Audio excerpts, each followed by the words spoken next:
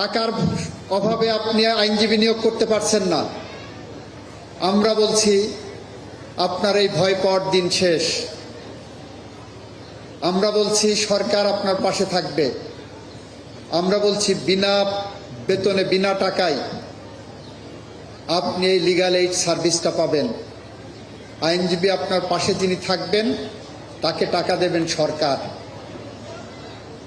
আপনার জন্য যেটা মীমাংসা করার প্রয়োজন হবে, সরকারের পক্ষ থেকে একটা প্যানেল তৈরি করা হয়েছে। তারা যে আপনাকে সেই সহযোগিতাটা দেবে, সেই প্যানেল আপনাকে বিনা পয়সায় বিনা পারিশ্রমিকে আপনার দোরগোড়ায় এই সার্ভিসটা পৌঁছে দেবে। এই কারণে বলছি আমরা সবার আগে বাংলাদেশ। এখানে যারা আছেন তাদের অনেকেই মাদকের সাথে যুক্ত থাকেন। দেখা যাচ্ছে যে কারাগারে গেছেন, অবৈধভাবে আপনাকে গ্রেপ্তার করা হয়েছে। আপনার সন্তান বছরের পর বছর কারাগারে পচে মরছেন। আপনার সন্তানের বের করার জন্য আইনজীবীকে একটা ফিস দেওয়ার টাকা নেয় আপনার। ফলে কোনো আইনজীবী আপনার ছেলের পক্ষে দাঁড়াতে পারছে না, বা আপনার পক্ষে দাঁড়াতে পারছে না, বা আপনার মেয়ের পক্ষে দাঁড়াতে পারছে না। আমরা আবারও বলছি,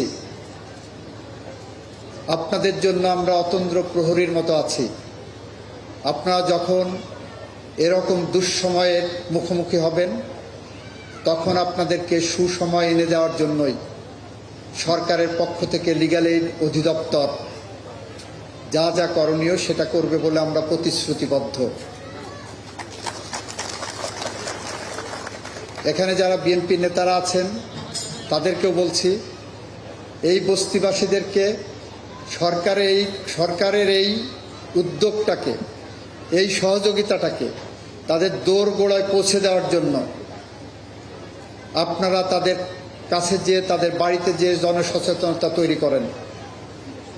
তাদেরকে বলেন, বিএনপি সরকার কথায় নয় কাজে বিশ্বাস করে।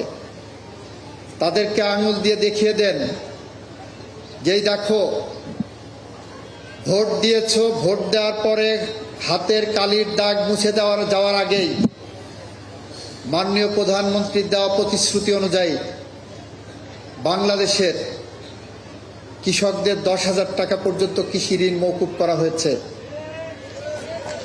তাদের কানের কাছে পৌঁছে দেন যে বাংলাদেশের মানুষের ভোটের কালির দাগ মুছে দেওয়ার আগেই ফ্যামিলি কার্ড ইস্যু করা হয়েছে, যেটা সূত্রপাত করা হয়েছে এই কুড়িল বস্তি থেকে।